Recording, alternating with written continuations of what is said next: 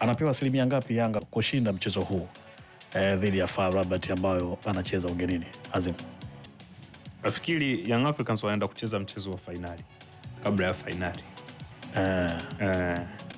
Japokuwa FAR Rabat wana utofauti mzuri wa mabao ya kufunga na kufungwa kuliko Young Africans. Rabat mabao ambao kayaruhusu ni machache kuliko ambao Young Africans wameruhusu. Amefungwa 2-0, ameruhusu 2. Amefungwa 2 Young Africans pale Alexandria. Yanga amefungwa mabao 3. Yanga amefungwa mabao 3. Rabat amefungwa mabao 2. Kwa upande wa asilimia ni 50 kwa 50. Wana asilimia 50 Young Africans. Unaigawa kati. Na nimeigawa kati ya kupata matokeo ya ushindi.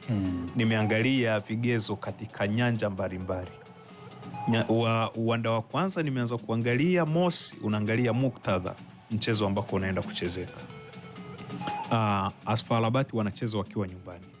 Tunajua katika mashindano ya Afrika, CAF Champions League, katika Premier League ya aina yote ile linapokuja swala la Afrika, lakini pia na Confederation, timu nyingi ambazo zinacheza nyumbani kwa asilimia 70 huwa zinapata matokeo ya ushindi au zinapata matokeo ambayo yanakuwa ni mazuri, wanakuwa wanayategemea wenyeji kuyapata.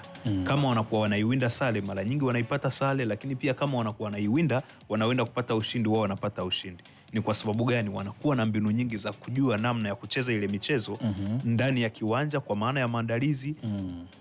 Ile spirit ya wachezaji, morali ya wachezaji inakuwa ipo juu.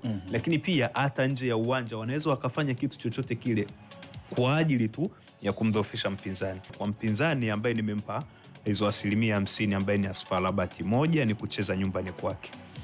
Ile kanuni ya mpira wa Afrika ambayo sio kanuni rasmi ambayo inahusiana na ushindi, timu asilimia 70 ambazo zinacheza nyumbani zinapata matokeo ya ushindi, ama matokeo ambayo yako upande wao ambao wao wanayafurahia.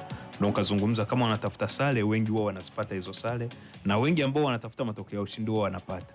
Zile asilimia 30 huwa zinabaki kwa zile timu ambazo ni imara kiwanjani, ni imara pia nje ya kiwanja, kwa maana wamefanya maandalizi vizuri, lakini wanaweza kuzuia ama kuepuka vile vikwazo ambavyo vinaweza kuwachelewesha wao nje ya kiwanja kuelekea mchezo husika. Changamoto za kihoteli, changamoto za usafiri na mambo kadha wa kadha ambao wanasababisha timu kudhoofika kabla ya mchezo wenyewe kufika. Kwa hiyo unaangalia FAR Rabat wana uwezo wa kufanya chochote dhidi ya Young Africans kwa sababu wapo nyumbani. Lakini pili, unaangalia fomu yao waliokuwa nayo sasa hivi. Ni timu ambayo mchezo wao wa kwanza ambao walicheza katika uwanja wao nyumbani dhidi ya bingwa wa kihistoria National R, walitoa sare 1-1. Unaangalia katika yale mazingira ya kupata sare ya 1-1 mbele ya R, unakuja kuyahusianisha na Young Africans, ubora wa Young Africans na ubora wa R. Unaona pia FAR Rabat wanaweza wakawa na nafasi ya kumuumiza Young Africans kwa maana ya kushinda mchezo dhidi ya Young Africans. Lakini kitu cha tatu, unaangalia wapinzani wenyewe au FAR Rabat, kocha wao Alexander Santos, raia wa Ureno, ambaye ni misimu kadhaa alikuwa kwenye mpira wa Angola akiwa na Pedro Gomes pale Angola, akiwa na timu ya Petro Atletico di Rwanda. Kachukua ubingwa akiwa na Petro kwa maana ya ligi kuu, maana yake alimshinda Pedro ambaye alikuwa pia na timu pale pale kwenye ligi hiyo hiyo. Alexander Santos alishinda ubingwa, pia akashinda kombe la FA mbele ya Pedro pale pale Angola. Anatoka anaenda kuchukua nafasi ya Vrodi pale kwenye kikosi cha FAR. Mpaka sasa hivi ni kocha wa FAR. Kwa yale mahusiano au kufahamiana kwa makocha hao wawili inaweza ikawa ni silaha nyingine ambayo FAR wanayo ya kumuumizia Yanga, kwa sababu kocha anaifundisha Yanga katoka kwenye mpira wa Angola. Kocha anaifundisha FAR katoka kwenye mpira wa Angola. Waliwahi kukutana kwenye mazingira ya Angola, lakini pia alionekana kushinda zaidi Santos ambaye ni kocha mkuu sasa hivi wa FAR Rabat. Hiyo ni sababu nyingine ambayo inawafanya FAR na wao niwapatie nafasi hiyo asilimia 50 kushinda huo mchezo. Lakini unakuja kuangalia kigezo kingine ni hali ya wachezaji ambao wapo kwenye kikosi cha FAR Rabat. Kuanzia kwenye idara ya goalkeeping, wana goalkeeper ambaye ni mzuri sana, ambaye amekuwa akijumuishwa kuitwa timu za taifa za Morocco.